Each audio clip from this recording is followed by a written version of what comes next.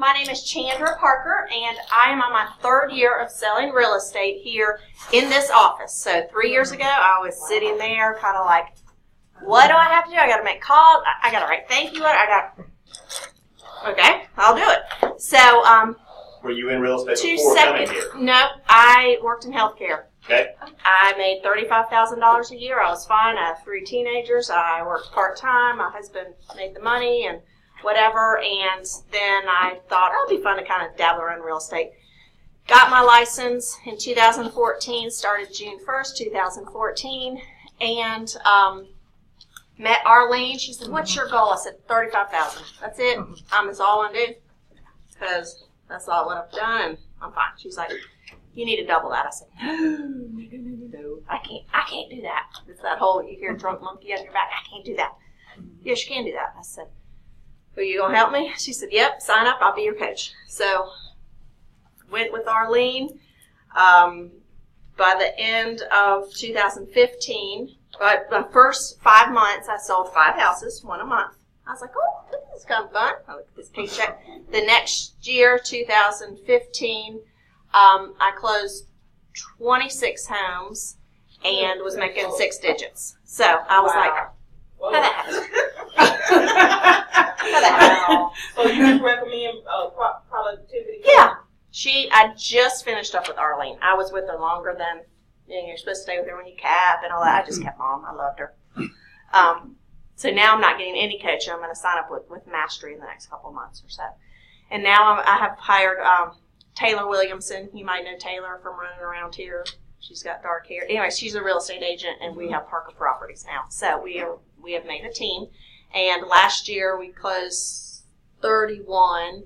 So I think it was like $150,000. That's pretty good. I was like, oh, I can do this. I can do this.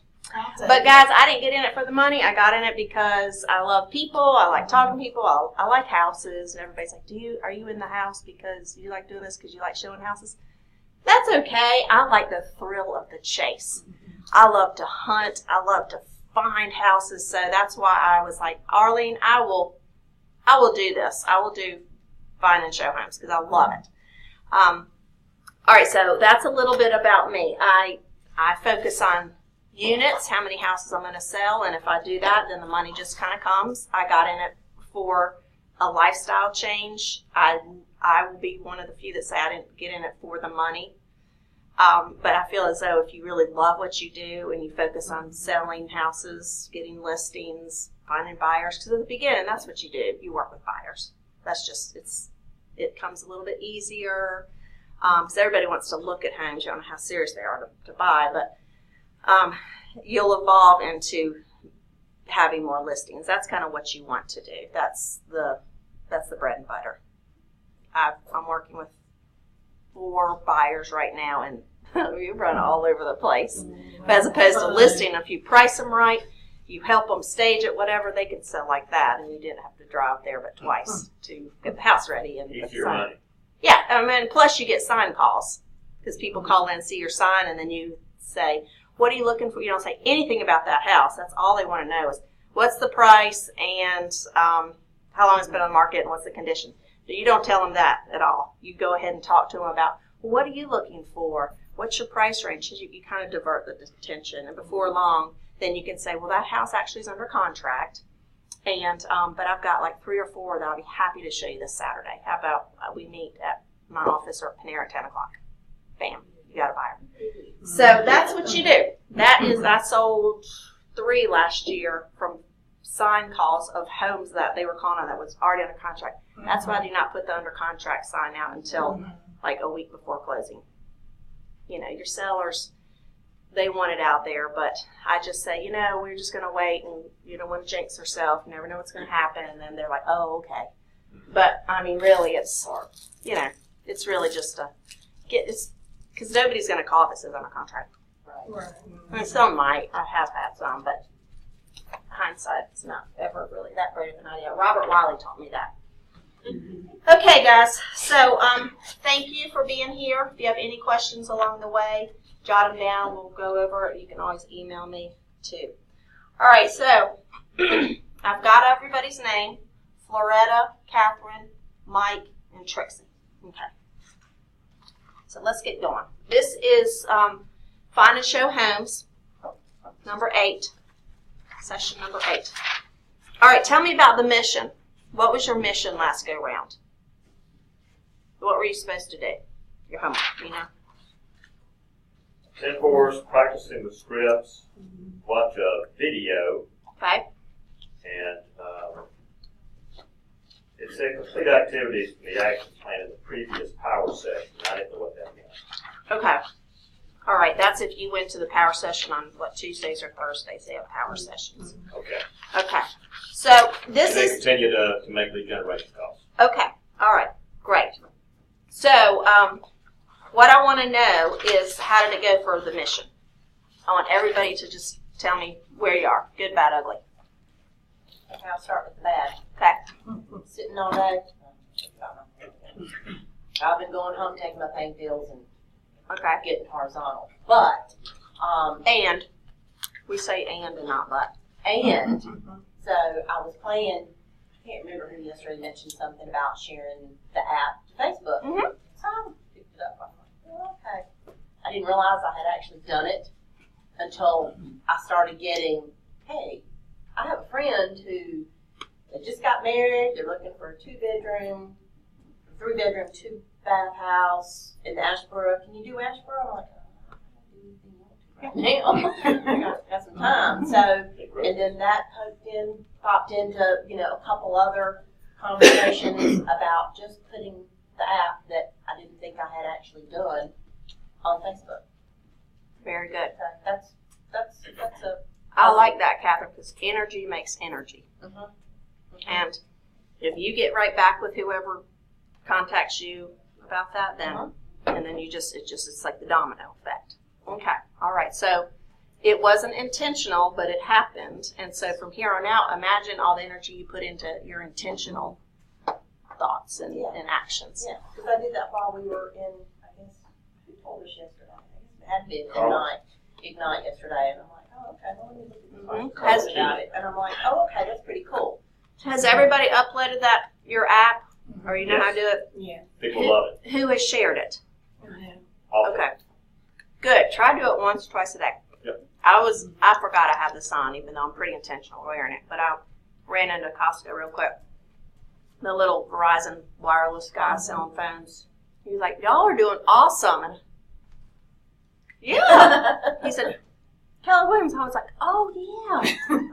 Yes. My husband was like, we awesome. You were like, not you. Me. So there it was. He was like, my friend told me about Keller Williams.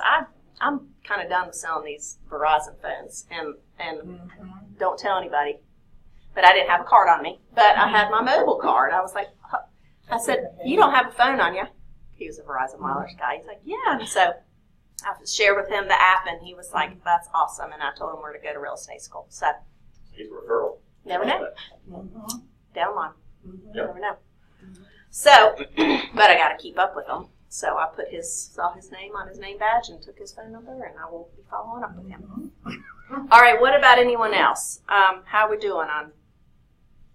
Me, I run my mouth all the time. Mike knows that. But it seems like when it comes down to the phone, I'm like, oh my gosh, I don't really want to do it. But yesterday I went to the sales rally. I was just so pumped up after I left. I came here.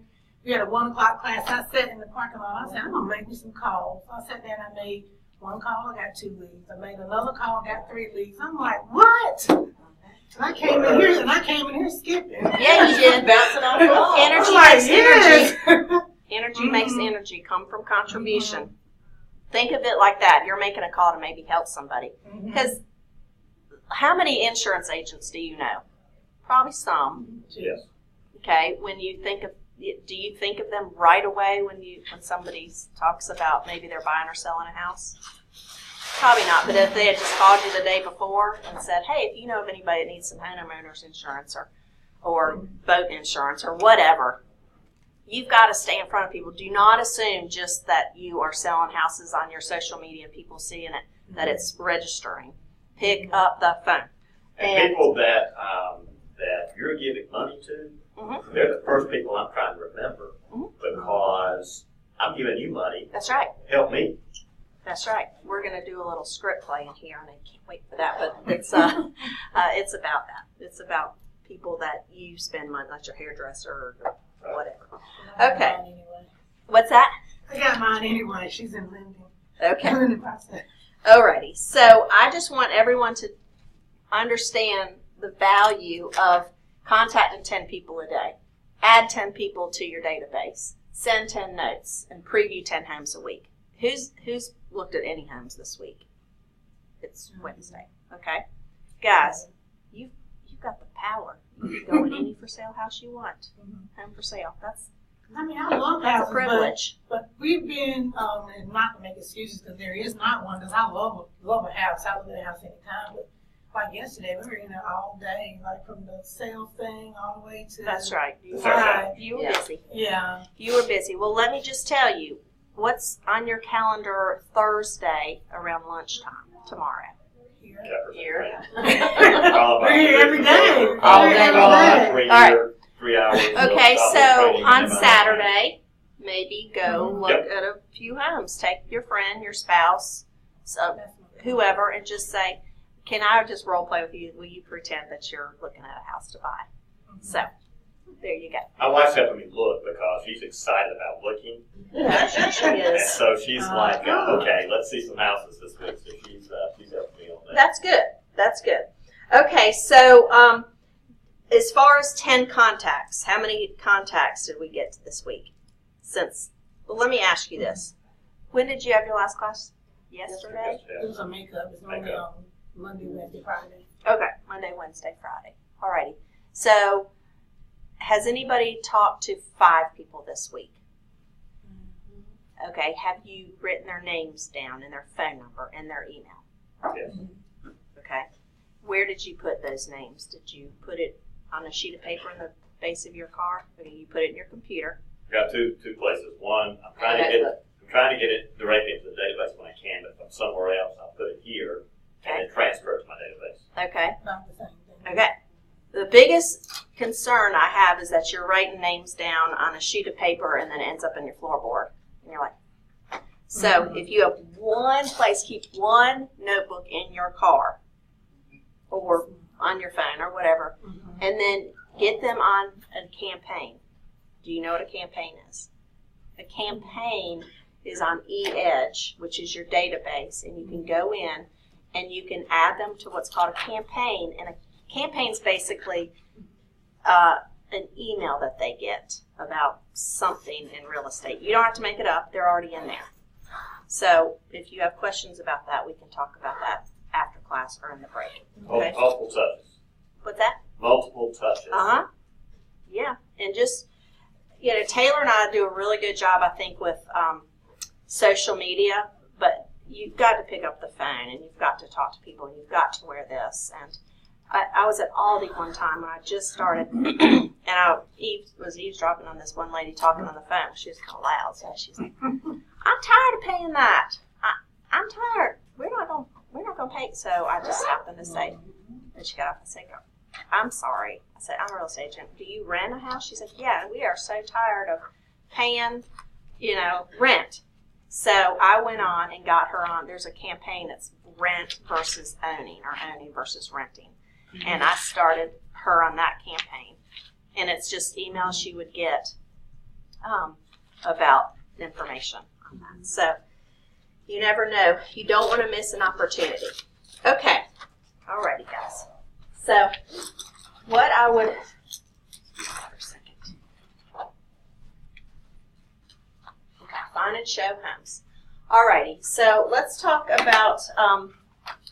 what we're going to talk about in the class today, so we can kind of stay on track. We're going to learn techniques for qualifying homes and find homes online, develop your showing skills, and practice powerful scripts with buyers. You've heard the word script since you started here. The thing that I like about scripts is, let me stop it right there. What do you think I like about scripts? What could be something I like about scripts? Okay. They're proven.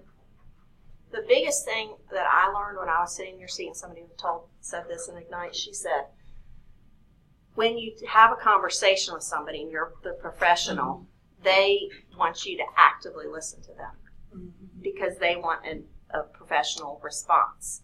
And if you are not paying attention to them, all you're doing is thinking of, what am I going to say next? And so you're really not listening to them. You're like, but in your head, you're thinking, oh my God, should I say that, or does that sound bad, or I don't want to give it away that I'm brand new, or if you just, and I'm not saying you have to learn the whole book of scripts, but have a really good concept of what to say, or else and if you're fast getting back with them, they'll feel like they'll take you more credibly. I mean, they'll believe that you're credible, you're professional. The first home I ever sold, I was sitting in a parking lot 3 weeks or so after I started real estate, waiting for my son to get done with soccer practice. And I saw a bunch of cars over there, but I was like, should I go over there, drive my car over there and just say I do real estate now? Or it was that back and forth in your head, like, I don't want to seem like a pushy salesperson. I want it to be natural. And so I said, doggone it. So I remembered learning in a night, be intentional in whatever you do and be sincere. So I drove my car over and parked next to this guy named Mike. And I'm like, hey, Mike, how's your son doing? And he said, oh, he's doing great. He said, hey, I saw on social media you're selling, or Facebook, you're selling houses now, because I signed up to do an open house right away. And people on Facebook think that those are your homes that you have listed. Yeah. He's like, you're really getting up there. You already got a house that you're doing an open house for? I'm like, yeah. Yeah. Yep. And so he said, my mom is in a nursing home now. We've had this house listed for like, 6 months, and there's like no activity on it. Do you want to list it? And I said, sure. Yeah.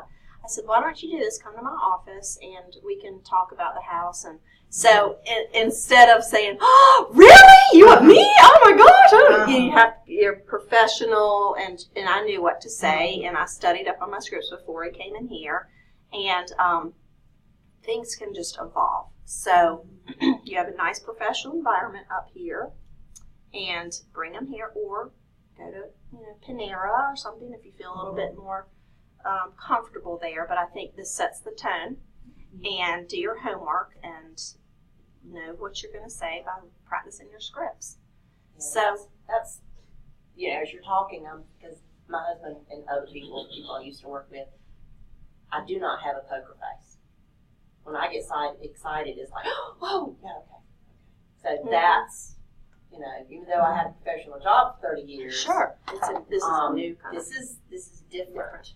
Okay. So, and think about this. I come from a family of car salesmen. My grandfather was a car salesman. I never met him, but he was a car salesman. My mom's 3 or 4 brothers were car people. So don't want anyone to take offense. But when you drive on a lot and all the guys are out there and they're coming to see you, that's the last person you want to work with. Exactly. You would rather work with the person that is out there, is relaxed. So that's what you want to portray, is relaxed, firm, fair, and friendly. The 3 F's. I like to always think of that. When you're talking to somebody, you want to be firm, you want to be fair to whatever their needs are, and friendly. And if you can kind of follow along with those 3 F's, think in your head, and the firm part comes from, I believe, in your tone and also knowing what you're going to say. Okay. So what I really want you guys to do today is write down a goal of how many people you're going to talk to today about real estate, and get their name and number by perhaps giving them your app. Okay, so I want you to say by 8 o'clock tonight or whatever, I'm going to talk to this many people. Now if you already know you're going to see 3 people, don't put 3. Go ahead and, because everybody's got a roof. I want you to bust through the roof a little bit. So you're not stretched. You might as well not even really try.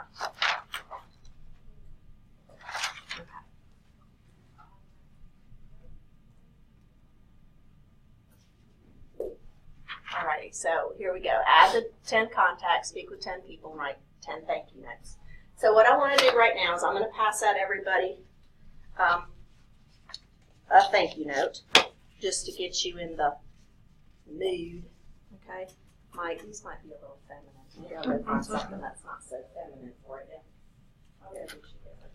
Process to a feminine person. About that. And I want you all, I'm going to give you, 7 or 8 minutes or so, and I want you to write a thank you note to someone, send it off today, and somebody who has done something nice for you, somebody who would maybe never expect a thank you letter from you, or maybe just say, I haven't seen you lately, let's go grab lunch, because inevitably you're going to talk about real estate. But I want you to come from contribution. It could be personal, it could be business, I don't care. But let's go ahead and write a thank you note to somebody right now who's done something for you. It could be in the office or not.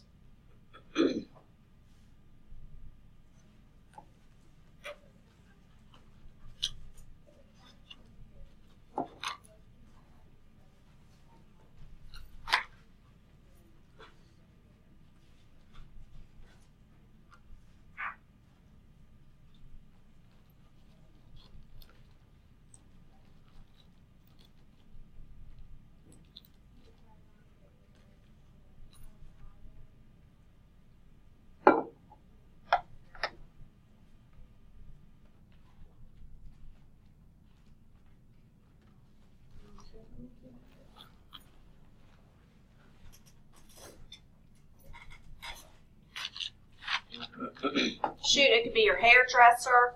It could be somebody does your lawn, daycare, whatever. Okay, might go to your office. Which one is yours? Let's see.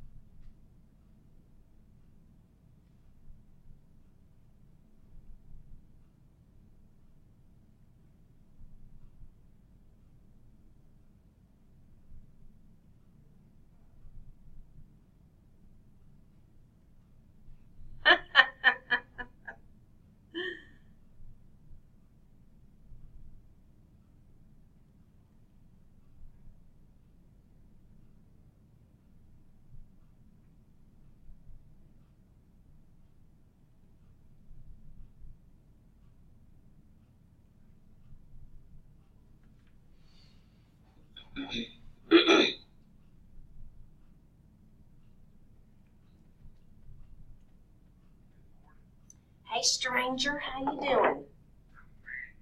Ah, I did it myself. Trust me, I hate to paint, and my millennial assistant is like, "We're gonna paint it this week," and I said, "No, I just want to hire somebody. No, we can do it." So I grudgingly did it. Yes. Don't you worry. If I pay anybody, it'll be you getting the call, no one else. Trust me. So I'm making a business call because I'm teaching a class right now, and I'm challenging all them to go make their calls. So I thought I was going to go in my office and work, and I thought, nope, I'm going to do the same thing I told them to go do. So I am calling you, Alan, as a trusted friend, that if you think of anyone in the near future that needs to buy, sell, or invest in real estate, that I'll be the first one you think about.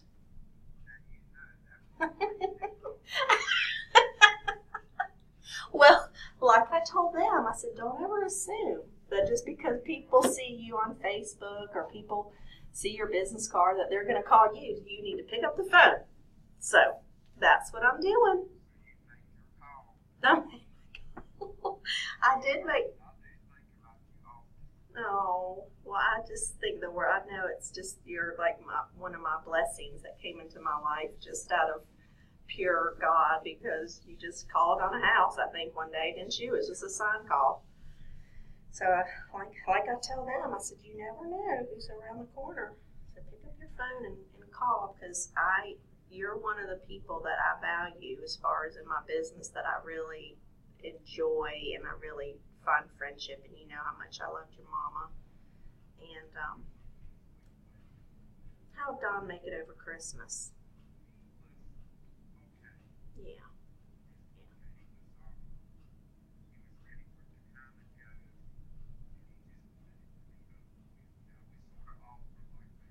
Yeah. Oh, sure. Yeah. Yeah. I remember that.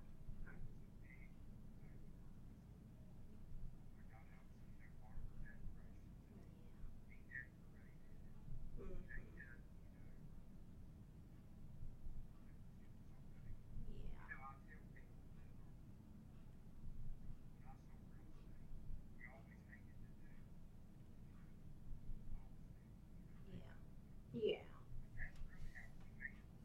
Yeah. Yeah, I know. Isn't that something? I know. It did. I really just think the world of you. So I hope that you guys, you and Jerry, are doing well. And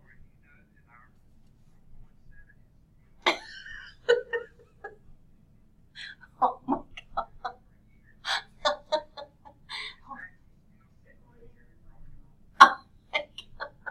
Well, don't move it. It'll die if you do. Well, I love you to death, and I hope that y'all have a great day, okay? Thank you. Bye-bye.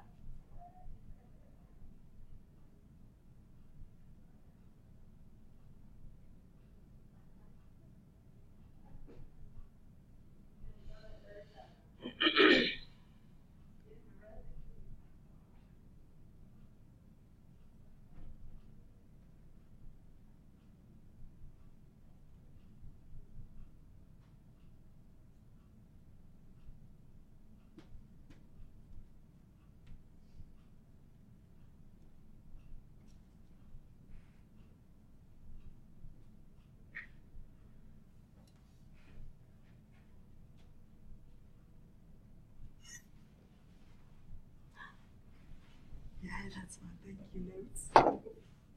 Thank you. You're welcome. That's awesome.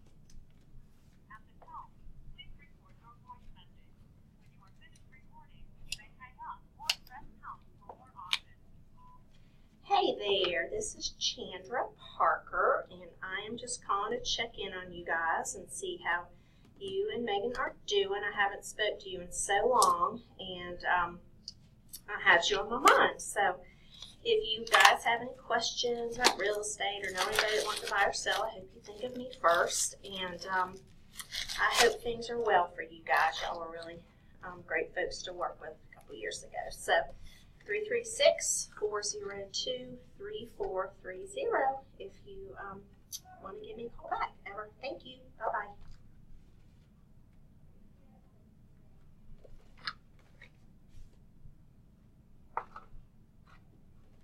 Ooh, I love these.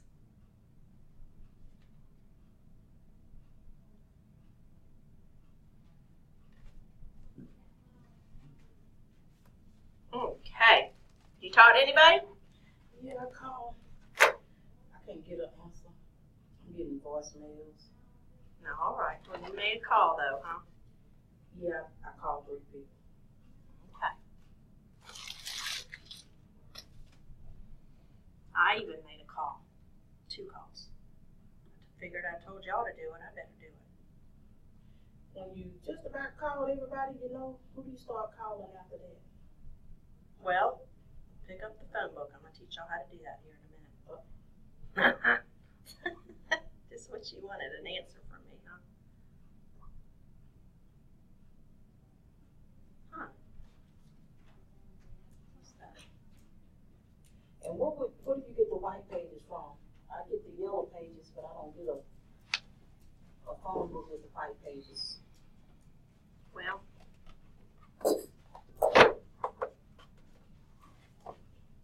to your house, you only get yellow pages. Mm-hmm.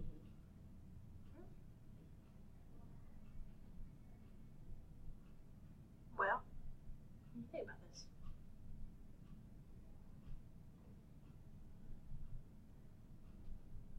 Let me look it up. We'll just have to Google it and see. Of course, you can do it always online. They have the white pages online. That's something that you could do. There's, of course, services that you could buy numbers, but I wouldn't suggest doing that right away. But Wanda Robinson, do you know her name? She's a Yeah, I heard about the legend telephone book call. yeah, she's a trip.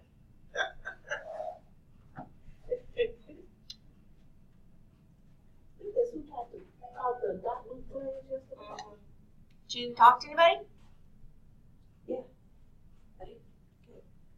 Are you okay? Yeah, I'm fine. That was nice testing. You can stand up while I talk. All right. Yeah, I got a couple voicemails, but I got, Okay. I even made 2 calls myself. Since I told you guys to do it, I was like, I'm going to do it too. So the person I called was somebody that was a sign call a year and a half ago. They called me. I was on phone duty. That just wasn't. It was a sign call for someone else. So I was on phone duty on the weekend. By the way, if you do phone duty, Fridays are the best because you get the whole weekend. Friday nights and thank you. wherever. Are you doing phone now? I guess it's running. Oh yeah, I did phone duty all the time. I think my first, remember I did 5 transactions from the end of mid-June to December. 2 of them were from phone duty. At least, maybe 1 more. But I can think of right offhand. There's 1 phone duty person in that first 5 months. I helped her buy land that first year, 2014. I helped her buy a $300,000 house in 2015. I helped her sell her dad's house that same year. And then just a couple months ago, I helped her sell that first lot that she bought. So phone duty, 4 transactions, 2.5 years. That was $600,000 at least worth of business from the phone duty. Okay. All right, guys. So, see how passionate I am about writing letters? I just got from Vista print my new note cards. So, I ordered, it was all of $40-ish, so I put my logo. It's light blue. There, it is light blue. It's not your eyes. It's Light blue, it's got my Parker property on the back, and Taylor and I can write thank you letters all day long. So here we go, bam. That's how passionate I am about writing thank you letters, because they work. Not everybody does them. They're old school, and how awesome is it to get a personal letter in the mail? Okay. Did we have any success with that? I did. All right, I talk to me. called 3 people. I got 2 out of the 3. All right, good. And it was a church member. Uh-huh. And I was reminding her because I did like a little brief announcement in church.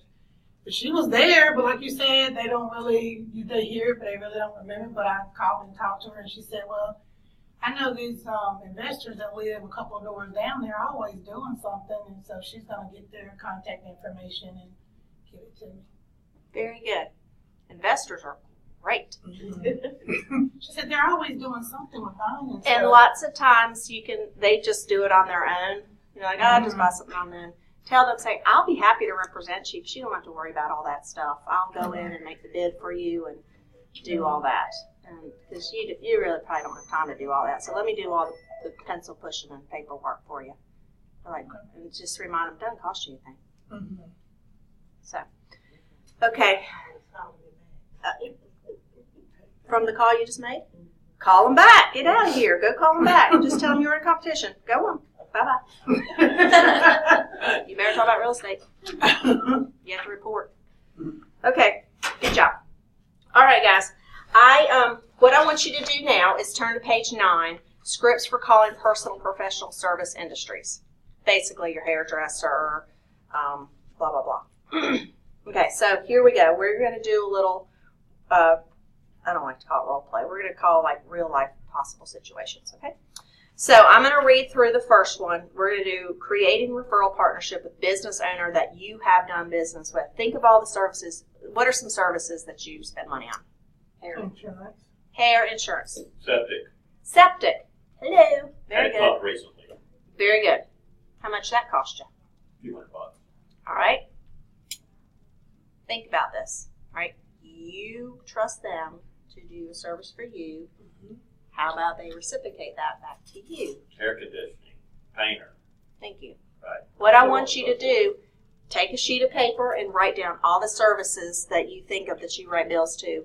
Not who cares about, don't do utilities. They don't, you know what I'm saying. Unless you know the lady who can deliver your letter to or your bill. But think of all the services right now that you use. Start with the letter A. Do we have an accountant? Barber? That's the easiest way to do it. Go through the alphabet. Are there any A's of people? Banker, B.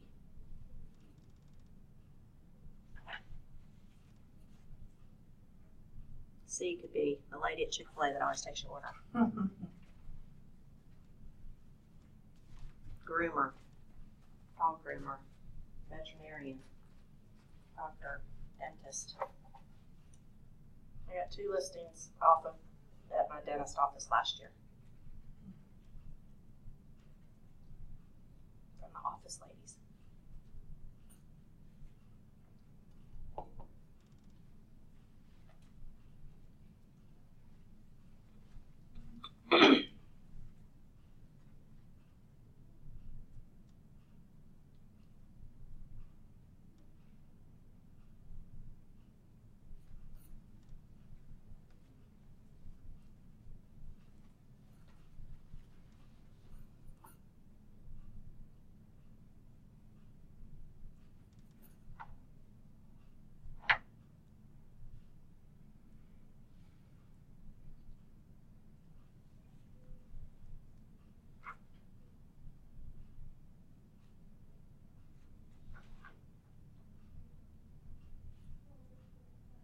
I've already captured most of these pickups, sprinkled in with other names. Okay. Is going through the alphabet kind of helping you, triggering your head a little bit? Or are you not Called really? a couple of additional ones. Okay, go through A through B, A through Z, and write down all the services that you've used, like an accountant, a barber, D for dentist. Think of people that you give money to for services. Veterinarian. How'd that conversation go? Oh, you want to chit chat. All right. You just say this is a business Well, call. yeah, I did. I told him I sell real estate now. It's somebody I used to work with. Okay. And he wanted to chit chat about what's going on with the job. And Did you tell him you're in a competition? yes, I You did. needed help. And yes, I did. And he was like, well, okay, I'll get back to you on that. Okay. So you say, thanks, Barney. Do you mind if I give you a call next week? You might have found somebody by then. Okay. You got to seal the deal. Yeah? All right. Sweet. Okay, so what we're doing again is going through people that you give money to. Somebody cleans out your septic tank, the veterinarian, a plumber, an electrician. I want you to at least have 7 services. Do we have 7? More than that. More than that? Let's help Catherine out here. Give her some ideas. Somebody that you regularly go to. I bought my house, I had a lot of stuff done, so that gave me 10 right there. Mm-hmm. But then, lady that cuts my hair, my accountant, what else? Doctor, dentist. Doctor, dentist, Insurance, broker. insurance, financial planner, I've had some of those already. somebody Tank, steam cleans your carpet. painter, All right. HVAC. So And- these are people that'll give you an opportunity. I want you to call them this week. Okay. You'll get to thinking. We're going to help you by the end of the class. Okay. So I'm going to read this to you. I want you to read along. Page 9. Okay. So give me a profession that you use. Hairdresser. Okay, here we go. All right, so what's the hairdresser's name? April. Hey, April. This is Catherine. I'm working with Keller Williams Realty, and I'm in the process of creating a list of businesses and services, service providers to all my clients. I frequently have clients ask me for good hairdressers, and I only want, of course, trusted hairdressers to refer them to. So since I have had excellent, awesome service with you, would you be interested in being included? So basically, you're making a list to put in your buyer's packet or your seller's packet of services because you want to help people beyond just find a house. They've just moved here from Montana. They don't know who to get all this stuff from. So you're creating a list from folks that you're working with, okay? If she says yes, great, April, I want to establish these professional referral partnerships to help grow each other's business as well. So if I were to refer clients to you, would you be willing to refer your clients who are looking to buy or sell a home with me to me with assurance that I will provide them with a high level of customer service that you expect? She's like, okay, excellent. So how about we confirm each other's contact information so I can put your name in my packet? Okay, I sort of stumbled along with that, but do you see where I'm going with that? How easy is that? Easy. April, I'm making a list. You do awesome job cutting my hair, so I wanted to put your name in my list. And on the flip side, I'm growing my business. Don't say I've just started, even if they know you just started. Don't leave that in their head that you just started. Just say I am making a list for all of my clients. If you have no clients, that's okay because you're going to get them. I'm making a list for all my clients, and I want to include you in this list. And on the flip side, if you have anybody or know of anybody who wants to buy, sell, or invest in real estate, I'd love for you to think of me first. Can you do that? Always ask them that question. How's that sound? Because you want to seal the deal kind of thing. They're called tie downs. Tie it down. How's that sound, April? It'll start practicing that. Talk in the mirror. Do that little spiel over and over again. I will Now- see April Friday afternoon. I want you to practice that. Will you do that? It will help you because they're the best hairdressers. They have people sit in their chair for an hour 50 times a week. And I had already sent her, shared the app and Keep all on that with it. stuff with her. You've got to nurture these relationships. You give her a lot of money every month, 6 weeks or whatever. Okay? I took Reed to pass out my cards That's right. Get them here. That's and I know I kept telling my hairdresser, he's like, well, bring me your card, and every time I'd have a couple, he's like, Chandra, bring me a card, like cards. So the last time I went, I even went to the Staples and bought a little card holder that we have out there, and so now he has it on his thing. Yep, he does cut a couple other hairdressers' hair, but he's willing to put mine out there. He probably puts mine away when they come in. But anyway, use that script, guys. It works. So get together. I want you to practice together. Any profession that you want. Okay? So you two get together, and you two. And one of you is the service provider, one of you the real estate agent. And I don't want you just to read and be done. I want you to practice it. Each of you need to do it, run through it about 3 times. So that's like 6 times total, obviously. Okay? We're going to do this for a little bit. Ready? To go wherever you want to go. Just make it work. Are you leaving? Are y'all leaving or y'all staying? If you're leaving, we'll stay. And read through it yourself for the beginning, whatever. Just Okay. all right. At 6 after, I want you to be back at 10:15. Each of you have to do it twice. Yeah, 3 times. 3 times. Okay. 3 times an hour. Um, I'm gonna miss you, Loretta.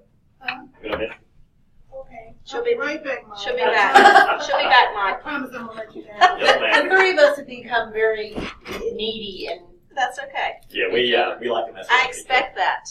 We like to mess around with each other. That's good. I like it. Fantastic. How about you, Catherine? I'm doing good. I think you already know that I have joined Keller Williams as Yes. a real estate agent, and I'm really excited about all that. And since I know you, I was your supervisor for 13 years, but I also know you on a personal level, and that you're an excellent, properly licensed electrician. Yes, I am. And I'm in the process of growing my business. When people buy houses, they want someone to check out the electrical work. They want to, maybe there's some repairs that need to be done, and they need an electrician, because I know you from working with you, and then I also know you as being an electrician that knows what you're doing. Catherine, you know that I'm bonded and I'm insured and I've got nothing but the best people working with me, and that I take doing a good job very seriously, and you know that I will do a good job for anybody that you send my way. Yes, and that's why I'm contacting Okay. you. As I'm growing my business and preparing packets for listings or for buyers, particularly people that are new to the area or just maybe moving from Greensboro to Winston or from Winston to High Point. I would like to put together and include you in my list of vendors and services, so that when these people get settled and they need some electrical work, there's some business for you. Oh, that would be fantastic. What do you need me to give you? I mean, I can give you some business cards right now. Oh, some business cards would be great. Maybe Okay. some testimonials from people that you've worked for. I know you do business for some of the property management groups in High Point. Okay. I think that would stand out to these people. So are we in agreement? We're going to help each other. You help me build my business. I'll help you build your business even more. Okay. Do Now- we have a deal? Well, tell me about what I can do to help you. Well, I have my business cards. If you can carry those with you when you're out on job sites, hand them to the owners. They may be looking to move or buy something new in the next little bit, or they may have family members or friends or people they go to church with. And I can also provide you with a short, little brief summary of Keller Williams, the company, and what we stand for and how we do business. I like that, and I'd be happy to do it. I have to be honest, though. I just, I forget stuff. And I walk out of the house sometimes, and I'll forget my phone, and I'm just a forgetful person. If there's something that I can have that'll be on me, so that I don't have to worry about cards. I mean, I'm going to try to remember, but I'm old, and I just forget stuff. Right. And I remember how many times you'd get to work and say, oh, left my laptop at home. Exactly. So I'm going to make this real easy. Okay. And he really did do that. So we have a mobile app. Oh, That is mobile app. super easy. Oh, that would be perfect. I know that you're not all techno savvy, but you catch on really quick because Right. I've trained you for 13 years. Right. So this mobile app is easy. You can share that with other people. Share it with your family, friends, your customers. Well, I've gotten really savvy on using the apps because it just it keeps me from having to try to keep up with paper, and I'm getting better and better at that. And that would be perfect. I'd love to have the cards, but the mobile app as well. And then I'd be happy to do referrals for you if you'll put me in your package. Absolutely. Absolutely. Sounds like we can do this. Oh, and absolutely. we have a deal here. I'm excited, Catherine, and Great. it's good to see you again. You and too. I'm glad that you're at Keller Williams and that we're going to try to help each other. Yep, and I'm glad since I'm not your supervisor anymore, that I can actually give you referrals. Well, that I is couldn't do that awesome. before. And listen, those bad performance reviews you gave me, just forget about that. I'm not worried about that anymore. Cut. Hey. Hey. Fist bump. That's awesome. Okay. How wonderful was that? That was good, but it was long. Oh, sorry. Sorry Well, about that. But Look who how my partner is. But how awesome is that? Mhm. So, there was some objection about, I don't think I'm going to remember, but she had a solution. Mhm. So, just, he had a objection that he didn't have the cards, so we did a mobile app. So, always thinking, as the agent, one step ahead. I'm gonna let y'all off the hook just so that you some time. Please go. Okay? But did you glean from that? Wasn't that pretty Sometimes awesome? we weren't gonna do it like that. We're gonna read the script and make it sound good, but I'm gonna read though. So, do you feel after doing that exercise a little bit more equipped to go out and do something like that? See, I I felt can handle That this felt one. more natural than what we kind of. Well, then y'all need a little bit more practice. Yeah. And see, Okay? my thing is, she pretty much followed the script, but she made it her own. That's And what to you me, got to do. That's a good thing. That's a great thing. So, you got to make it your own. This is good stuff, but you got to throw in the, personal part of it. Mhm. So I want you guys, you two, I want you to practice with the mirror. Practice on the phone. Do you have each other's phone numbers? Okay. Well, You might want to switch that, or better yet, maybe you need to match up with one of them. Okay. Okay? I want you guys for your homework to do that, actually. I want you two to be together and you two to be there, and I want you to call each other by tomorrow if you can and do that over the phone. Okay. I really, really want you to do that. Okay. Okay? Switch your numbers out. Let's do it real quick. Good card. Okay, so let's get into the meat of helping people find a home. The big deal with this is, okay, so that was all part of lead generating, all right? That's getting, talking, developing a relationship. All right, so by this session, you have already, the person has already signed a buyer's agent agreement with you guys. You've had them in the office, you've talked to them, you are their person, they are your person. Got it? All right, so they call you and they say, all right, when are we going to start looking for houses? Say, well, let me get out the sheet of all the things that you are interested in, or your criteria. Let me work through my system, and I will find some homes for you. At this point, too, you should have already put them on some kind of internet site to find a home, i.e. listing book, shared the mobile app, whatever, okay? Don't expect that just because somebody might be savvy that they're not going to want you to do some of the work, all right? They hired you for a reason, all right? So, all right, so this is, I want to read this to you. The journey from buyer consultation to offer is the most exciting and rewarding part. However, that's fabulous, but if you don't close, you don't get paid, all right? So find the right home quickly as possible. So there are we score our buyers, A buyer, B buyer, C buyer. You're just starting out. You're hungry. You're going to get kind of whatever. But you don't want to lose traction and burn your wheels if somebody's really hasn't even listed their house, number one. Number two, they have no financing. It's not going to happen. Do not waste your time. I'm going to tell you right now, do not go there because you will not be in charge. You will lose it. You will lose your edge, and they will run the show, and you need to run the show. Okay? So this is what I say. A buyers, B buyers, and C buyers. So are these people prepared to make an offer within the 0 to 30 days? B buyers, 30 to 60 days. And C buyers are anybody 60 and above.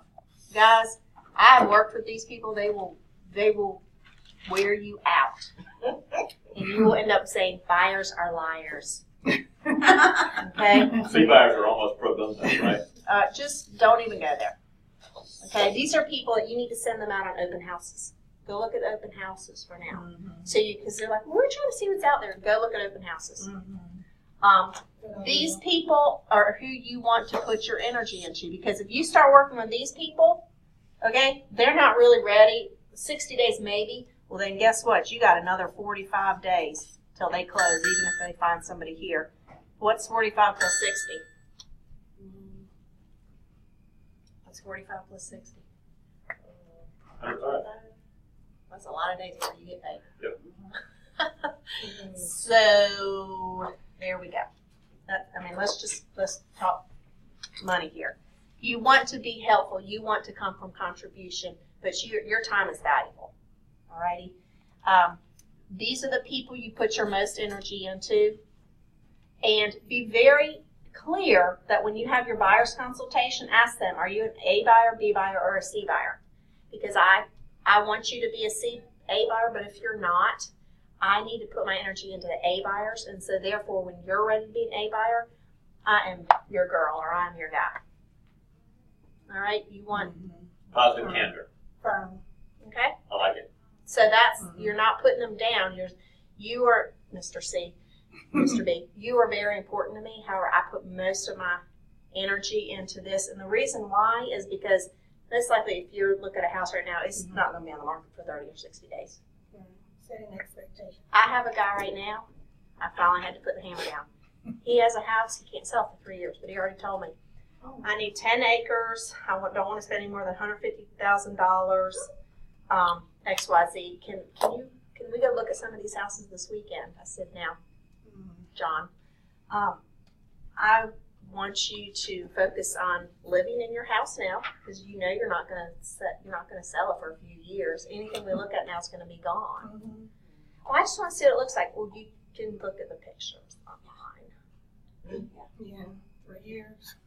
And I said, I will help you. I am your girl. You know that. I helped you buy the house you're in right now. But You find a house on 10 acres for $150,000 around here? Is it even possible? No. Right. Unless it's just a piece of junk foreclosure. Yes. Okay? And then he'll end up putting that much more into it to Right. fix it up. So fierce conversations.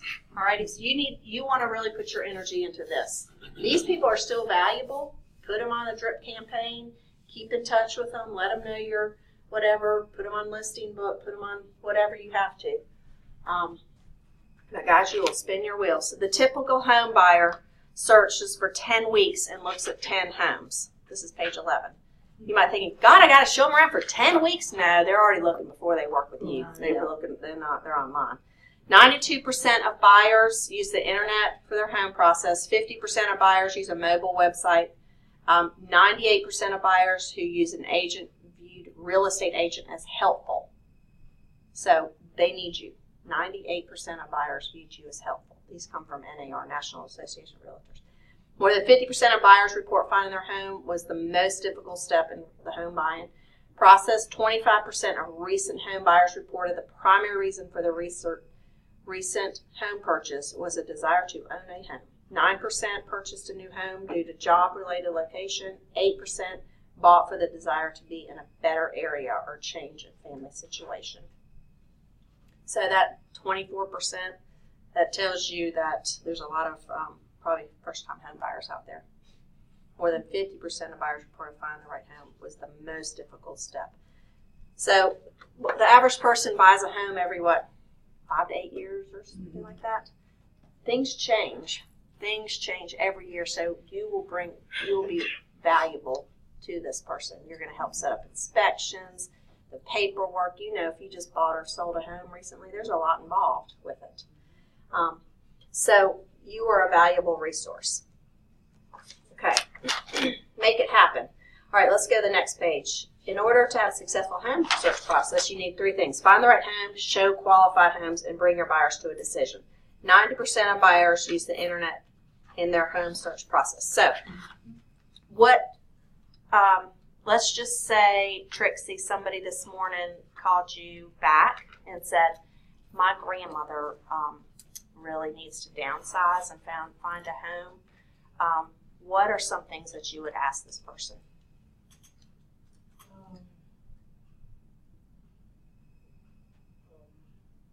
Maybe what area she would like to live in. Okay. What size home is she living in now? Versus, what is she trying to downsize to? How many bedrooms she need? Price range. Is she living alone? Or Who are the decision makers? yeah. A very important question too is, will she be paying cash, or is she going to get financing? Does she have to sell a home? Those are the kind of questions, and we have there's if you talk to Arlene or any of us can help get it to you. It's an inventory of discussions that you have with the buyer before you meet with them. Certain questions that you ask them. We got all sorts of information to share that with you. So. Basically, what you're going to be doing is, if you want to know who's going to be looking for the house, if it's going to be the daughter, granddaughter, or is it going to be the grandmother? And so this is just a thought process. Let's say that she can get around, she doesn't know the internet or whatever. I would have them come in the office, and I would say, between now and when we meet, I'm going to send you a couple lenders. And if you would give them a call, see what your mom or grandma qualifies for, or if it's cash, just say you need a verification of funds, that there's money in the bank, and have them come in and say, your homework is, I want your grandmother to write down 5 to 10 things that are most important to her about her next home purchase. And they're like, 5 to 10, like brick, or say it could be location, price. Do they want to fix her up, or does she want move-in ready? Those kind of things. And when they bring it here, then you can see real quick if it's like totally unrealistic or not. But it's going to be very, you're going to really be interested in them saying what the timeline is. You want to know that, because that goes back to this right here. And they might say, well, we saw one down the street. Can you just come show that to us? Say, this is one of the biggest investments or purchases that your mom or grandma might be making. So I prefer, it'll save us a lot of time if you just come in the office first. And that way I can get an idea of what you're looking for. Here again, you're in charge. You don't want them to run you ragged. Anybody can do that. Anybody can open up a door. Any agent can open up a door. You want to provide value. This is a script that I really like. Did you guys get a script book? I think you did. Yes. Okay. So, this one is Ignite Power Session. I don't know if you've got this. Page 625. You have, is it in there? You have a script book with you? I look like this. Yeah. Okay. And there's not a 625. So, this one is called Objection to Buyer Consultation.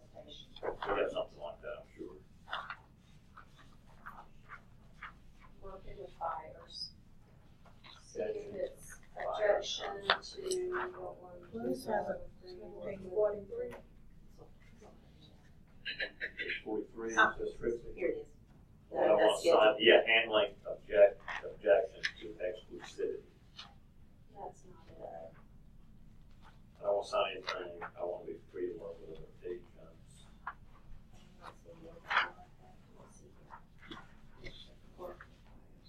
objections to sitting by your appointment? Yeah, Probably it. We do that. Page 48. We're good. Yeah, I don't have time to come to the office.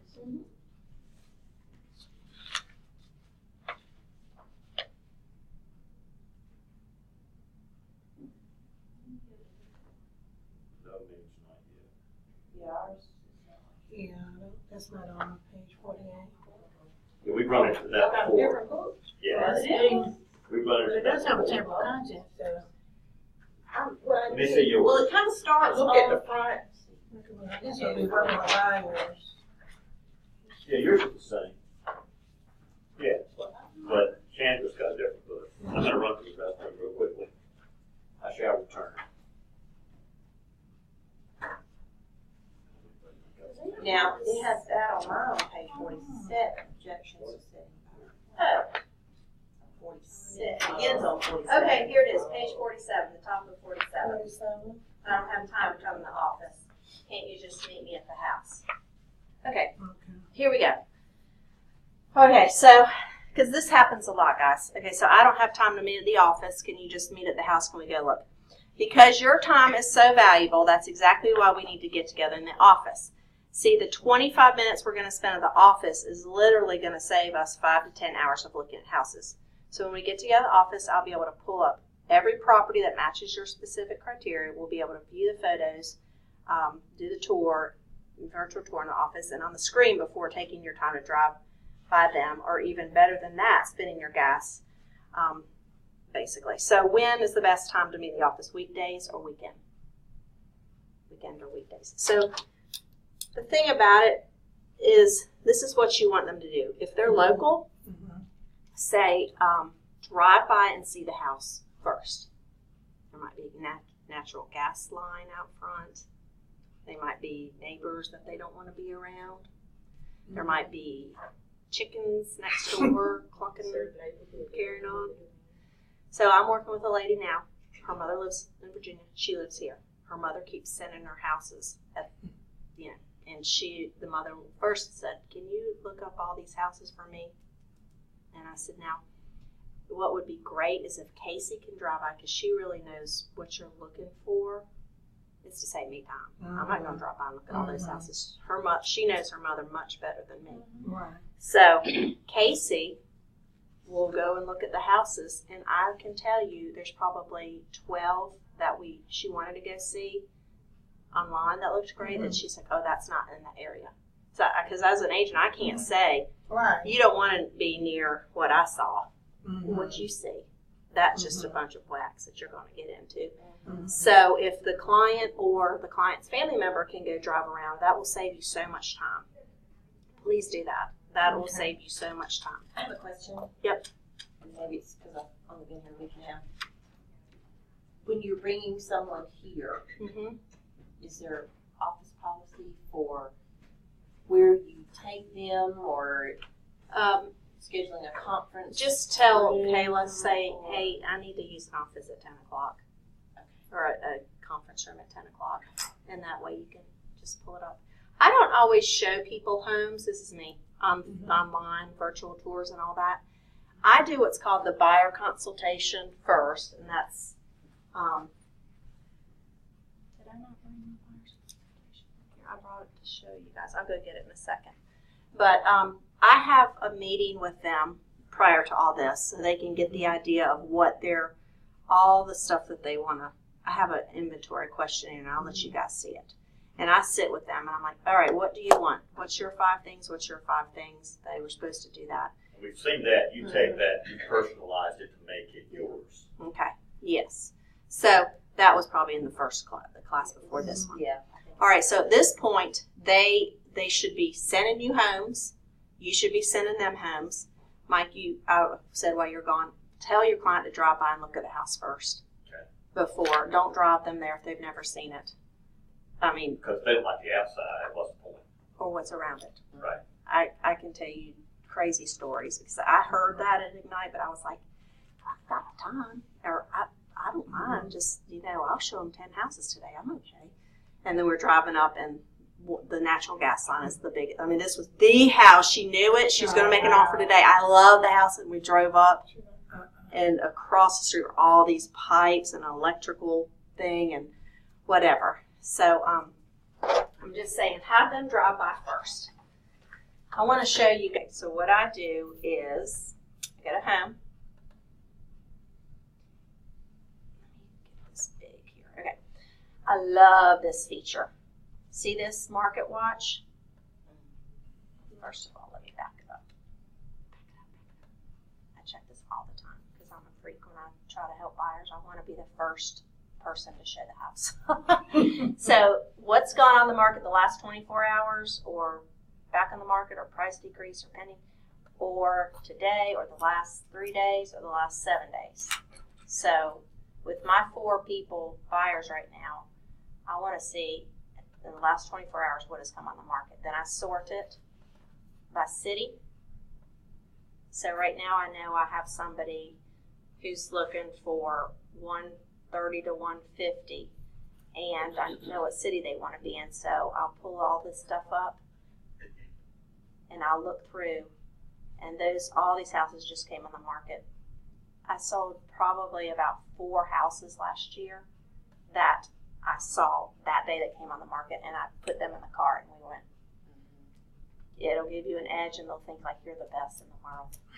You can't get MLS to send you notice when those things hit, though, right? No, you need to check it. Right. Okay.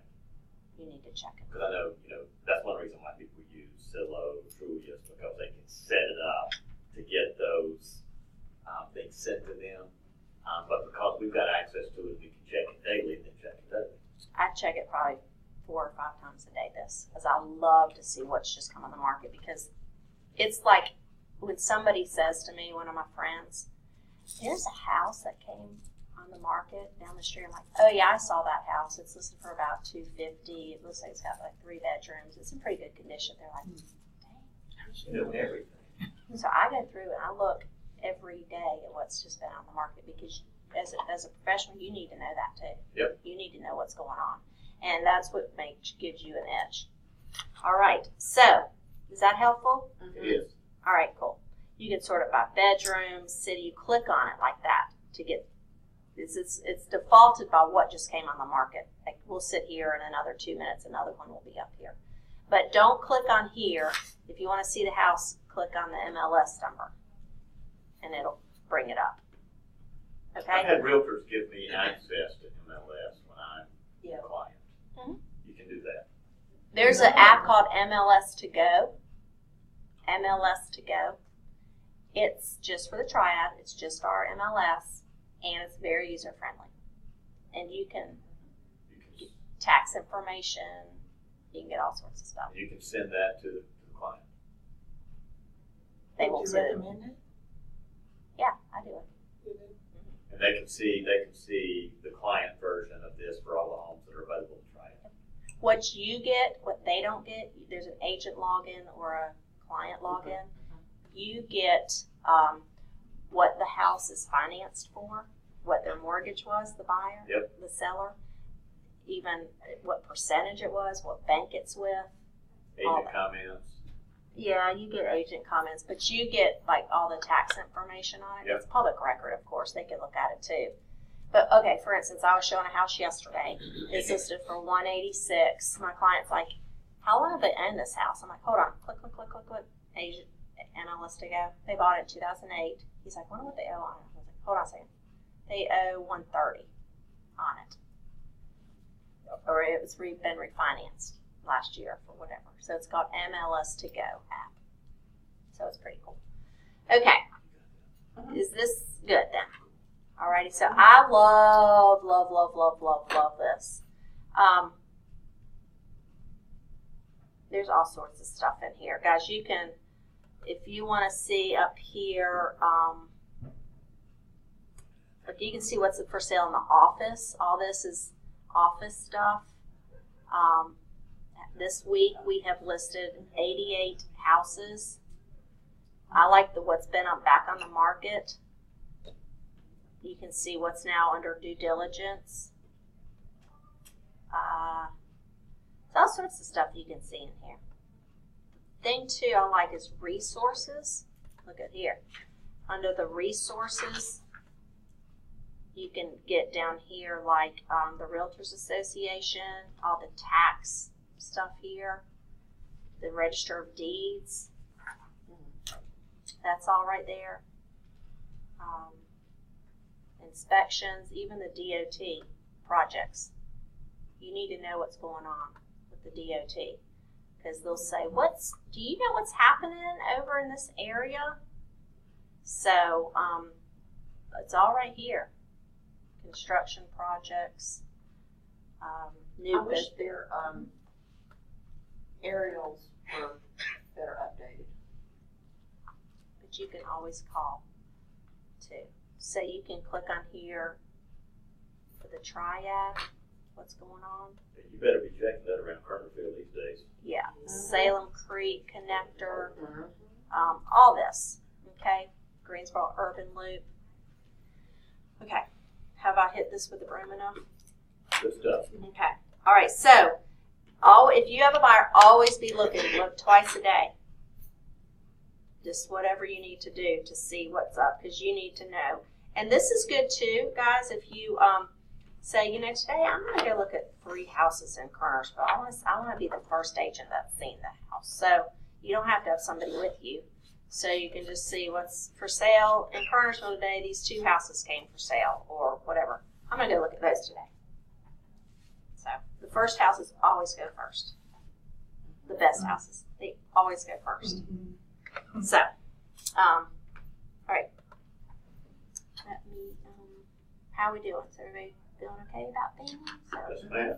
Can I ask you something really quick that's kind of off topic? Like if you're doing a listing, do you normally put the school districts in there? Is that kind of like a stay away from? I just stay away from it because you never know, it might change and then you're liable. So I always put CWWW. Okay. With Southside County School Board. Okay. When I was not an agent, I would say these agents are so lazy. I know that's like, are they dumb? That's Caleb's Creek Elementary School, but who's to say it might not change? Yeah. And it beat you over the head with you providing bad information. Oh yeah, there was a story I heard where the whole family moved here and they just wanted to be in this school, and then that summer the school districts changed, but it was written that it was this school, and and then somebody got sued, and yeah, you don't want to mess with any of that stuff. Okay. Alrighty, you want to take a little break? Go take a break. Be back in 5 minutes. It's 3 minutes after 11.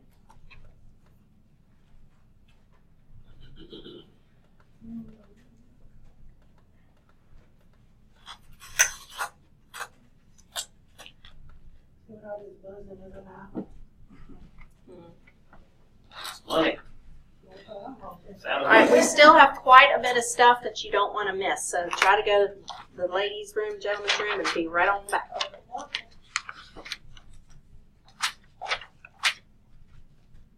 Put some out. Get some more to put back in. Get back in your seat. That's the boss. Shit.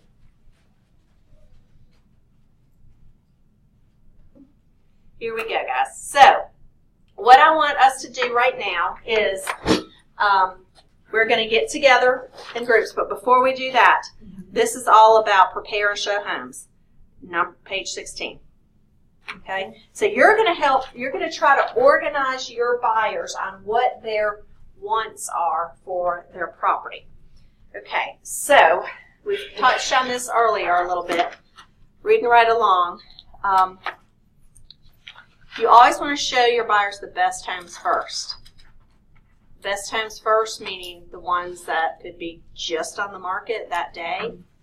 It could be the one in the perfect area they wanted to be, the great location. I always pull up the residential property disclosure on all the homes that I show. That way I can make note on the MLS sheet that I take in. HVAC was put in 2009. You always, whenever I'm taking buyers, I'm like, guys, I want you to look, we're going to talk about the roof, the windows, and the HVAC, because those are the most expensive things to replace on homes.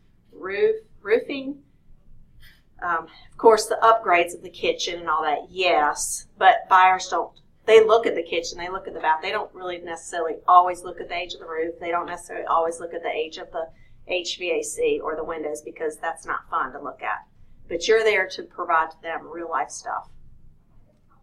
That's deep pockets when you have to replace those two things. So I always say, let's look at this, but let's look at these other things. And I always look at the hot water heater. I look under cabinets to look for leaking. I just go ahead and do all that. You can tell a lot about people, sellers, by opening up their return to see if the vents have been replaced lately. You can look at the vents, just the blinds. I mean, think of it as seller. The house should look the very best when they're trying to sell the house. And if they haven't even replaced vents or they haven't dusted their blinds, another true trick to see how well somebody's taking care of their house, or at least fake take care of their house so they can sell it. Look at the oven. Open up the oven. Look in there to see. Okay, so look at the showing instruction on the MLS to schedule the show time. Always call the listing agent, see if the home is available and if there's been any offers. I do that. If we have like a list of 5 homes to see that day, and don't go see over 6 or 7 homes. It's too many. They get lost. It's confusing. What's max number 5? I'd say 5 max. I mean, seriously, by the end. Now, if they're flying in from Chicago or something and they have the weekend to buy a home, I had that happen where I was friends with a lady at a human resource for a big company around. She said, Chandra, I've got people flying in this weekend. They have to buy a house by Sunday because we will pay for them to fly down one time. And they didn't want to spend the money. I said, okay. So the rule out the window. So what did I do Friday night? Friday, because I was notified Wednesday. I look, and I had to look and find the best homes for them. I didn't necessarily want to take them to, in that way, sometimes I don't have time to drive by homes or whatever. You just have to, but I call the agent. We're going to go look at this house today. Are there any offers on the table? Did you sell it? Yeah, there's multiple. Yes, You have a home we by found them Sunday? a home in 2 days. Wow. Husband, wife. By day 2, they were driving me around and buying me lunch because the company was paid for the rental car. Yeah. I'm sorry, I got a person that just wants to be a buyer, but we keep playing phone Go. tag. Sorry. Go. Because I can't play phone tag. Yeah, we found them a home. Money. Okay, so call the listing agent first to see if there's any offers on the table, and the seller has to give the listing agent permission to say that there's an offer or there's not. It's up to the seller. The agent can't just say, yeah, we've got 2 offers already. So whenever you have a listing and there's an offer already on the table and you haven't finished negotiating and another person calls, say, I'll have to get with my client and talk to them and say, look, somebody else is going to look at the house today. Are you okay with me saying another offer is being negotiated, or would you just rather come on in? Why would I do that? Well, because this person might say, oh, if there's already another offer on the table, I don't even want to go there because I just lost multiple offer situation. I don't want to look at it. And so that might lose a potential buyer. Or the seller might be like, yeah, tell them there's another offer on the table, but I want a bidding war. So it's always up to the seller whether or not. So just don't be like, if you have the listing, don't say, well, there's 2 other offers on the table. You better not even say that until you've talked to your seller. Yep. Your seller or your buyer is always, they have hired you. You can take control. When I say take control, that's different than making the decision of what to tell the other party. Okay, so set the home tour date with your buyer, specific time, end time. You do all that in showing time. Try to give 24-hour notice, but that's not always possible. Check with the buyer to make sure that they have earnest money ready. Big problem once. It was another have to come in for the weekend. She was from New Hampshire. She wanted to make an offer on a house. That was new. I didn't think about this. So what I should have said is, can't even remember what her name is. Anyway, Cindy, Now, when you fly in this weekend, are you going to have a personal check on you, or, what are you going to have? I didn't ask her that, and so she needed to make an offer on Sunday, and there were multiple offers, and she didn't have her checkbook. You need to have a checkbook, or at least checks, to make due diligence money out. Earnest money you can wait till later, but when you submit an offer and then if they accept it, you have to give it with your offer, the due diligence money. Is that something you tell So buyers, bring your checkbook? I always say have some checks on hand, because one lady one time, she was not from out of town, but she's like, I haven't had checks in years. So it was the weekend, we couldn't get a cashier's check anywhere. And is the only way to know what the due diligence is just to call the listing agent? It's not. It's negotiable. Oh yeah, but It's is that whatever the you only way want. to find out? Find out Or how you much. Just offer, you just all. That's all negotiable. So I kind of have it all depends. If it's like a big fat house, and okay, so last year I had a $400,000 house. Buyers want to buy a $400,000 house. They really wanted the house. They knew there was other offers coming in. Their due diligence was $500. That went straight to the seller, whether they pulled out or not. Due diligence goes to the seller. So oftentimes sellers are more concerned about how much due diligence than earnest money, because if they pull, the seller won't get that earnest money anyway. In that kind of situation, sometimes it's more advantageous to the seller if you give a heftier due diligence money, sometimes. But I usually give a higher earnest money and a lower due diligence. That's a different conversation if you want to talk to me at all about that. That's the negotiating class. Have you guys had that yet? How to submit offers, and have you had that class? We'll talk all about that. Good stuff. That makes perfect sense. Yeah, so just make sure when you're in your buyer's consultation, say, look, if it's on the weekend and you want to make an offer, the banks are closed, do you have a personal checking account? Do you have a checkbook? Okay. Alrighty. You always want to make sure take the route. Lots of times people say, do they ride with you if they're out of town? Yes. If they're coming from out of town, yes. If they live in the triad, they can follow me. Or I can follow them sometimes, whatever. Whatever relationship you have with the people. Sometimes you might be having a client and they want their mother and father to come along. So there's 3 people all driving along. That's how it's been for these clients I've had. They want their mom and dad to see every single house. So they don't want to all ride together. So everybody has their room so they can all talk about it. And I think that's a sense of privacy too, to kind of let your clients. I mean, it used to be like old school, like my clients can ride with me in my Cadillac, But now it's people want to talk and they're going to research and So I just have them follow me. Another thing, guys, this helps me a lot too. Old school, I had a GPS. Then after a while, it was a Garmin. I was like, that thing, I think it got stolen actually when I had my oil changed at Walmart. Anyway, it was gone. I didn't care about it anymore. I started selling real estate. Do not rely on your phones to get you places. Oh my gosh. I Really? wish I had the advice. Let me tell you why, okay? It's okay for onesie twosie show house. If you are showing 10 houses or whatever that crazy day when somebody from out of town comes in, you're relying on that. They're calling you, because if they're following you, they're calling you. You miss a turn. You need to call the listing agent to make sure there's now an offer coming. Anyway, what I'm trying to say is you look so stupid when you're trying to listen to this, talking on the phone, calls coming in. It just blew up in my face one too many times. So I have my little Garmin, and it's designated only for directions, so I can talk on the phone to my client if they're calling in. That's just a little hint. You can do what you want to do. The first starting off, it might be fine, and that might work fine for you. It might be fine.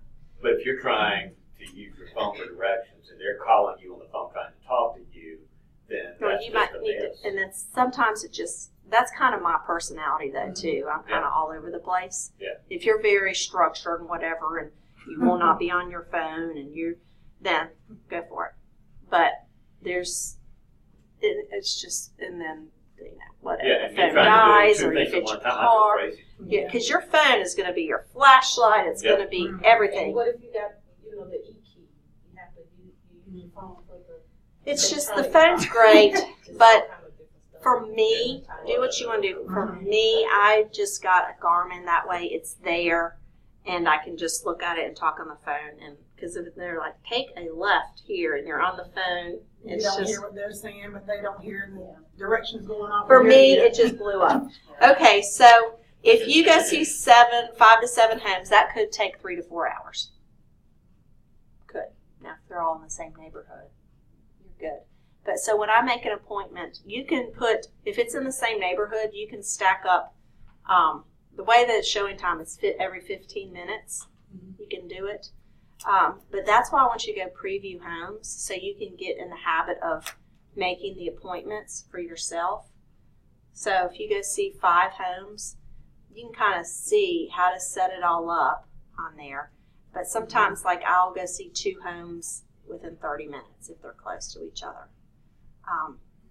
So if you want, you can go see, you could put on there like as much as like an hour you're going to need. So you might want to say for these 3 homes that are in this area between 3 and 4:30, and you can click that for all 3 of them if you want to. So that way you can. But all I have to say about that is if you're running late, call the listing agent to let them know. Or call the showing time. But sometimes, showing time usually gets in touch with the seller. That's how that works. There's options like go and show, which means the house is vacant, just go, who cares. There's courtesy call where they'll need to just make a call to let the seller know somebody's come through it, or there's appointment only. Okay?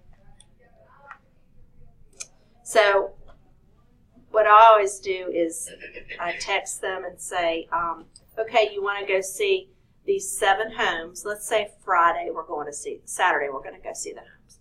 I don't really start making appointments until Thursday. Because I just like a couple days before the appointment. That's when I make my appointments. It's just 2 days beforehand. For a couple reasons. The house could go under contract if they tell you Monday you want to go see the house is Saturday. There's just a lot of water that can go under the bridge between them. Because I'll say, okay, great, you got these houses. Go by the next few days, drive around, see if you like the area, and then get back with me on Thursday and tell me which of those houses that you liked from the outside. And then make the appointment like the Thursday before this Saturday. Okay? Just because. And so let's say you're going up to the door. All right, come up here. Okay. All right, so you will get directions as to if it's a Supra or an e-box, and that's when you use your app. Do you guys all have the app to get in the house? Yes. Mm-hmm. Okay. Or it'll be a combo, like 1, 2, 3, 4, or ABC or whatever. The letter ones are usually the twisty old school locker, so make sure you remember how to do those. Like you go around a couple times, you go back to the left once, and then you pass the first number. Oh, that's a Practice really old. on those because you don't want them standing right there and you're like, I had it happen with the e-key where I didn't remember my PIN. And I'm standing there. make sure your phone's all charged up. And when you go to the e-key, you gotta wake it up, hit the bottom. You kind of got and hold it right there. It's Bluetooth. So I've had on like a cloudy day or whatever, just take forever. I've had the electronic keys, but I've also had, letters, 3 different dials. I've had, 4 numbers. You run into.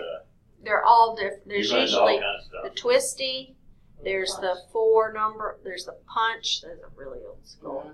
And then remember that because a lot of those times you need to re-punch that code to let down the lever to put in the thing. Right. So, okay, so here we are. You're standing right here. Okay. And I'll be like, so this is me. Now, while I'm getting this, just look around the exterior, see if you have any questions about anything. I try to because I hate them standing right there. So I'll say, now look around a little bit. And Yeah, so they're glaring at you. so do your thing. Okay. Open it up, ring the doorbell, even if you know nobody's in there for privacy reasons. Just ring the doorbell and just say, "Hello, this is Keller Williams." And then I open the door and I let them in first. That's just what I do, just to be courteous. And then I'll say, then what I usually do, any good listing agent should tell the seller, turn all the lights on, open the blinds, open the curtains. But if it's short notice, they didn't have time necessarily to do that. So I'll say, now start looking around, and I'll start turning on all the lights. I'll run upstairs. If you can help it, get there early. But if you're seeing multiple houses, you can't control that. So I go ahead and turn on all the lights, open up blinds, whatever I have to do. And I tell them at the buyer's presentation, when I'm talking with them earlier, I'll remind them, I'll say, now, etiquette when we're looking at houses, you can open up any type of closets or doors, but don't open up their furniture. And if there's any musical instruments, just then I say that because I had one terrible scene where one of the buyers, a man, started like going off on some drums upstairs, and I was like, Oh, wow. so I just cover all bases, If it's an empty house and there's a refrigerator there, do not open the refrigerator. There'll be 99% of the time a nasty smell coming out of the refrigerator. Just don't open it. I do open up the stove and the microwave. While I'm there, I look under. So, okay. So, Floretta, feel free just to look around. I'm going to go turn on some lights, and then I'll meet you back here. So, this is what I really wanted you up for. The worst thing is, okay, so here's the kitchen, and then the bathroom is right here, and they've got a toilet. I mean, obvious stuff, don't go there. Do you think I'm a moron? Yes, don't say, now this is your master, unless it's really hard to figure out. They get it, okay? You don't need to get there. Okay, go ahead. Okay. So you don't want to be the Vanna White of the Wren. Just let them walk around. You want them to feel comfortable. Whatever. If I have a listing, this is on the flip side, I tell my sellers, keep on like some jazz music or relaxation music. Turn on all the lights. You want them to feel homey. Just make some cookies, put it out there, keep some bottled water out there. That's a different class though, but that's what I usually do. Okay. So you want them, and then while you're there, you've already taken inventory of what they want, top 5 things they want. And they're like, oh, I love this. They get all emotional. Oh, it's so pretty. Look at the couch. Oh my God, it's decorated so pretty. Oh, don't you just love this? I love their decorations. Just stop them right there. Say, time out. That's all going. That's all going. We're going to look at, how does this house work for you day to day? Bringing in groceries, carrying the baby up the stairs, day in, day out. You want them to get excited, but when they really get excited, it's usually about the decorations. That's great. But that's HGTV says that I can put this stuff in the contract and get it anyway. Yeah. Oh, I had somebody the other day, all they cared about was the pool table and the foosball. Oh, wow. And they were spending so much time on the foosball, and I'm like, okay, that's personal property. I love it. Oh my God, let's play some pool. And I was like, okay, so you have to redirect them. You have to say, okay, guys, we've got an appointment in 30 minutes, and it's like 5 miles away. So let's use our energy to look around. How's this house work for you, the kids, with the wife? The big thing too, a lot of times when you sell a house where the garage is down below, and they've got 3 kids, and every time they bring groceries, make it real for them. Okay, now I know you kind of like this garage here, but where are you going to park your car? This is the driveway. Down there, are you cool with bringing groceries up and down the steps with the 3 kids? Oh, God. Think about that. Make it real for them. Make it real. Okay, you've got 4 kids, and you have a one sink vanity. Are you good with that? Or, those kind of things. Your job is to help them, to probe them, to push them, not to show them how pretty something's decorated or the pretty landscaping. That's another thing. You don't need to say, look, new windows. They've got new windows. Nope. You focus on the benefit of that feature. So a benefit of that feature would be like, this is awesome. These windows are energy efficient. With newer windows, that's going to help with your energy bill. That's the kind of stuff you talk about. Don't talk about the obvious. This is great that there's a new roof. That way you won't be spending a lot of money on a new roof. Kind of explain it. Don't just state the fact. Look, on Saturday afternoons, instead of you mowing all day, this is a yard that's pretty manageable. You want to spend all day with this instead of like, oh, the yard's small.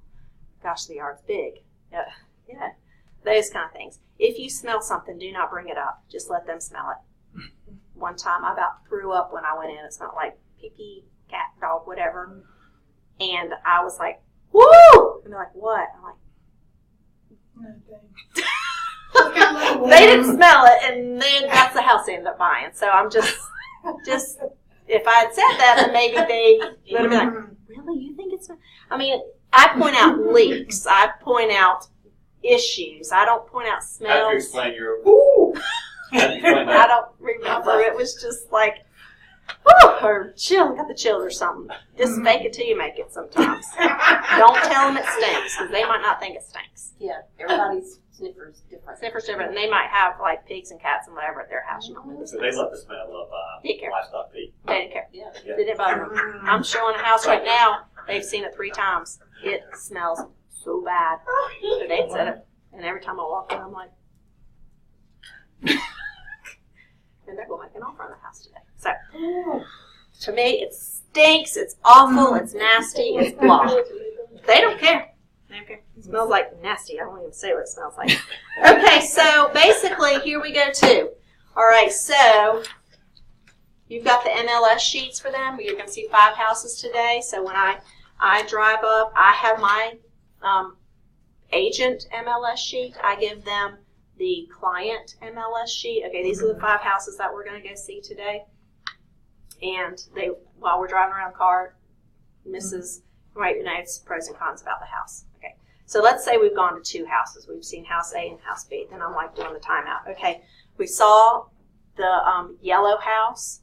Don't try to remember addresses and all that. The yellow house, kind of label the house. So, or you can say something like the long driveway house. That way it's fast. Cappy house. The Cappy house. Right. But don't try to be like, and don't say like, like Turtberry Street. Remember? You're like, which one's Turtberry? Something that's very obvious. Yep. The yellow house, the blue house, the whatever. Yep. Okay, so remember the yellow house and blue house? Yeah. Which one did you like better? The yellow house? So if you had the 2, you pick the yellow house? Oh, yeah. Blue house? Take their sheet and rip it up. Okay, good. So now we're at the next house. Okay, the yellow house and the green house. Which one? The green house. Okay. Make it real for them. They can always go back and you've got to help them make a decision. Or else you will be, at the end of the day, I don't know, I mean, that one house. They are confused. Certain clients know exactly what they want. They get it. But especially when you start working with a husband and wife, and then when mother-in-law comes around, and father-in-law, and then they bring their 3 kids that all have an opinion. Just keep it simple, sis. And the decision makers are who makes the decision. So when you talk to them with the buyer's presentation, who will be making the decision on this house? Because you might know it's Uncle Smith, and he is going to give them $10,000 towards the house, and he wants to see it after you've made your offer, and he says, kids, I don't like this house. Really? That's happened too. A lot of times men say, well, I'll be making the decision, but it's really the wife. Okay, and 2, men want to know where the TV's going. Hands down. You walk in the house. TV could go there. TV could go there. Mike, I'm profiling, but Right. Okay, so make it real. If they start saying, well, I don't know if my couch will fit here. Sometimes objections mean that they're moving forward. Don't think of an objection as like they don't want it. They're actually visualizing their stuff in the house. That's a good sign. They sit down. I put the table there. That's a good sign. And just let them flesh it out. Don't try to be like, well, isn't your furniture too big for that? Or just let them flesh it. Let them work it out. Usually people know if they like a house within the first 13 seconds of walking in a house anyway. That's a statistic. So, and tell them the first houses go, the best houses go first. So always take them to go see the best houses first if it works out for you. Or if you know what that is. Sometimes You just don't know. Okay. Another thing, they might fall in love with the house. Oh, I love this house. Wait a minute. Where was that sheet? The top 5? Did you want the master on Main? Oh, this house doesn't have the master on Main. So some of the obvious things that because they start falling in love with how it feels and it's warm and it's cozy, but then one of their must-haves is master on Main. So sometimes things get lost and they get very emotional. All right, are we doing okay? Mm-hmm. Yes. All right. Okay, Taylor and I the other day, this guy does not know. He's got 2 houses. I said, Taylor, make him a list of everything. When was the AC for both of them? When was the roof for both of them? When were the windows for both of them? What's the square footage of both of them? So, and we make charts for people, and we're like, okay, here's the email. Here's the facts right here. I mean, at the end of the day, they're going to pick which one feels better for them. You can't tell them what to do. Right now, I have a client, I think this house is much better than this one, but he's going to make an offer on this one. I think that one's better for him. That's not my decision. Mm-hmm. He's got a lot more to work out than just the obvious, from my eyes. And I know that we bought a dozen houses because we moved a lot, and we want first floor master, but then we fall in love with sunroom and front porch, and we may change our decision. And we're like, we can live with something we said that we had to have. Trade-offs are okay. Right. And it's a purposeful thing, and that's okay, right? Mm-hmm. Yeah. And it's okay. People do change their mind. It's okay. But if they're like all over you'll be able to figure it out. Yep. You'll be able to figure it out. Okay, so ring the doorbell, record your own comments on the MLS sheet, have your buyers give the descriptions, the big house, the creek house, the great house, the whatever. If they think it was a smelly cat house, say, okay, remember the smelly cat house? Let them determine in their own head what really matches for them with you reminding them of a certain things. There's no perfect house. Please tell them there is no perfect house. There's not. Even people that do custom build, it's not perfect always. Okay, so rank the houses. It's very important that you help them make a decision. Okay, ask them, can you see yourself living here? Why not? If they respond affirmatively, ask, are you ready to make an offer today? Do not be afraid to say, are you ready to make an offer today? And they're like, well, I got to think about it. I got to sleep on it. That's okay. I'm going to tell you this as agents. That's okay. But also, you need to let them know that if somebody else made an offer on this house today, are you okay with losing it? Right. Are you cool with that? And they're like, oh, I want this house. Well, then you might need to make an offer because they might have slept on it last night. So, firm, fair, friendly. Okay. Leave the house as you found it. Don't leave the house with all the lights on. Please check the exterior lights. Please make sure you lock the door too. Yesterday, guys, I'm on hands down. God is my witness. We saw the house, walked outside, walked around the back. Okay, we left out the back.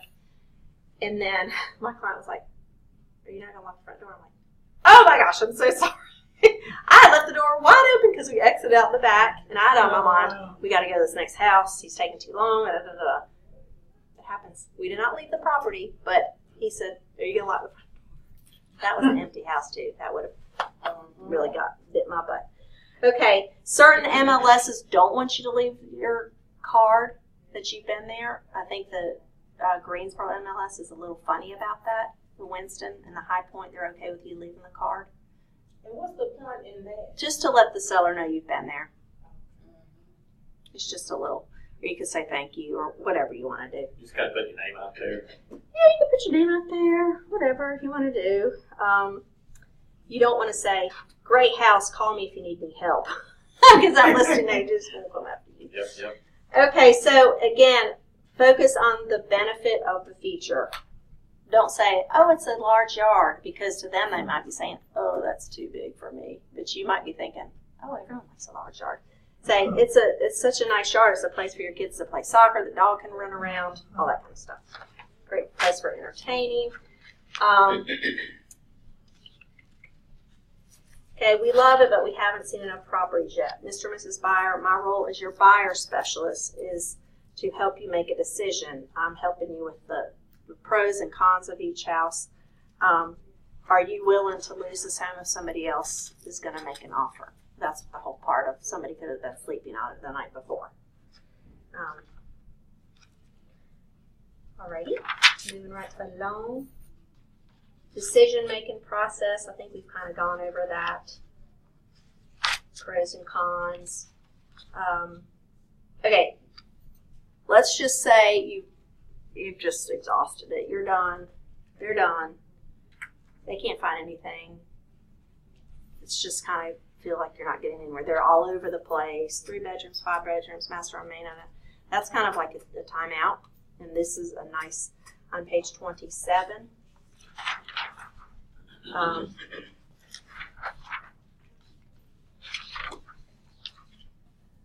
Alrighty. Once you have seen the best houses that meets the buyer's criteria, you may have to help your buyer overcome buyer reluctance. It's a common issue many people experience when they're suddenly faced with the reality of making an offer for one of the greatest financial investments of their lives. Your job is not to try and sell your buyer a home that isn't right for them, but it is your job to help them recognize when a home fits their needs, their wants, and their values. You never want to come ever across and you're in the wrong place if you are thinking about 100% of your paycheck. We all want to get paid. We all work really, really, really, really hard, but don't ever push a house on somebody because you need the cash. It's not about us, it's about them. It'll bite you in the butt.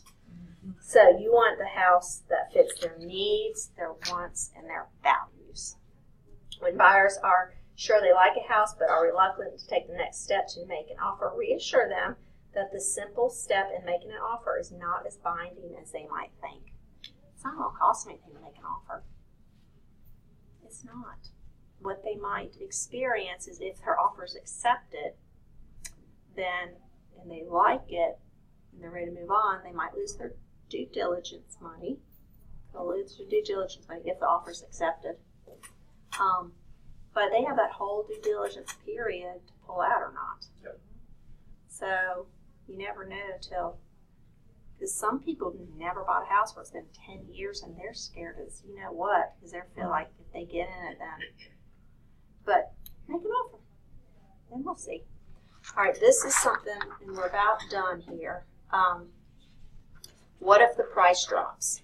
We want to sleep on it. I want you to read over those too. Right now, a good script is the one on page 28. What if the price drops? Do you guys see that? Yep. Okay. So, Mr. Smith, are you most concerned about the price of the home or the monthly payment on the mortgage?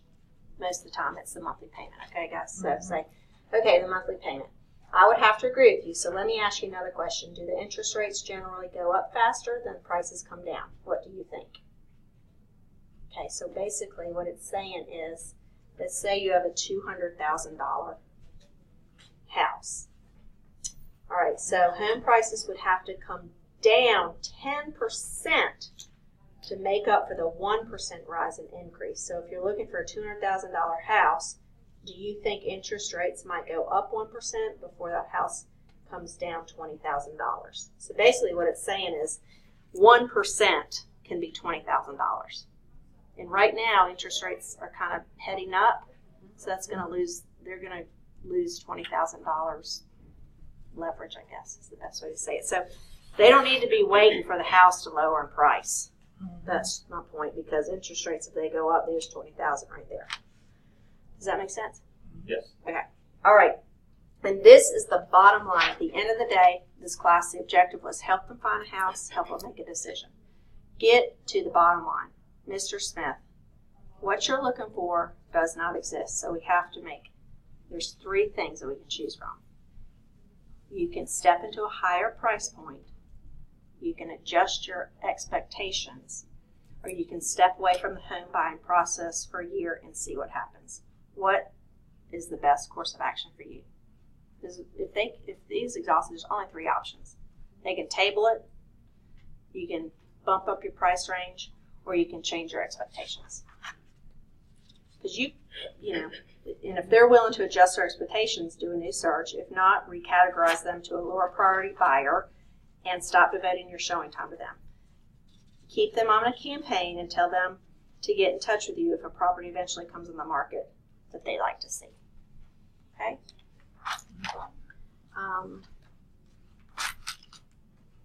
So what I'd like for you guys to do is make sure you call each other to practice that role play with your allied resources or people that are helpful. Prepare for your next class. Make sure you write your letters, contact the people, preview the homes. For the next class, create your call list. Write down that industry and the names and phone numbers. It's on page 35. Write down the names and phone numbers and tell them to complete the list for the next class.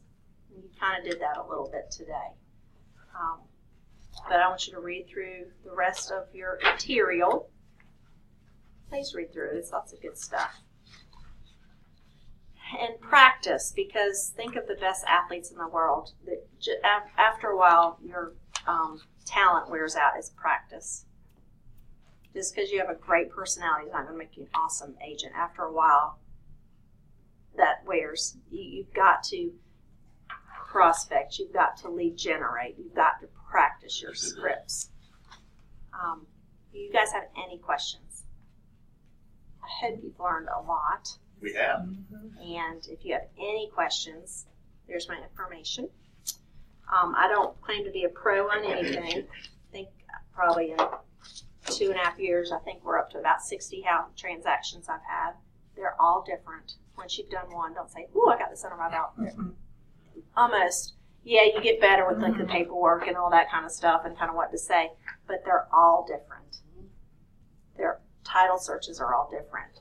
Things come up. So just you've got to be prepared to bounce the ball back because it's all different. But that's what makes it fun. Because anybody can sit behind a desk and, you know, whatever. But real estate's just awesome because it's all, you have to be flexible. And it's fun. Every day's an adventure. Every day. New and different. Wear your name tag. When it arrives. Yep, I'm waiting on. Yep. Okay. Y'all are awesome. Thank you so much. You're very, very good with participating, and it made my job a lot easier with all the good eye contact and being Good attentive stuff. and participating. So thank you guys. Appreciate it. Can you sign our sheet? Absolutely. Tracy, remember, there's no such thing as a perfect house, only a perfect husband. Oh my God. Well, no, I do have one of those. Yeah, I do too. See? I See? think mine's more See? perfect than yours. Nobody disagree? I'm sure do it. And I Nobody think- disagree? I think we have a lunch and learn today. Yes. I'm teasing. Oops, I don't know if I videotaped the last bit of that. You know. With Vicky, I think. I don't know. I saw Chris I'm gonna Foss. go. Oh, is it? Okay. I'm gonna go do stuff, because I got. Okay. You got stuff to do. Well, I got it. That's I right, gotta yeah. do. So you're just gonna leave me? Well, listen, Really? we sit in class, sun up to I sun. know. I mean, I gotta have time to do stuff. Thanks for the note card. Yeah, you're welcome. Send it off. Send it to somebody. It was one I intended on writing like 2 days ago. So now it's done. This session 8. Yes. I didn't from yesterday. Sell your Said you're not claiming to be an expert.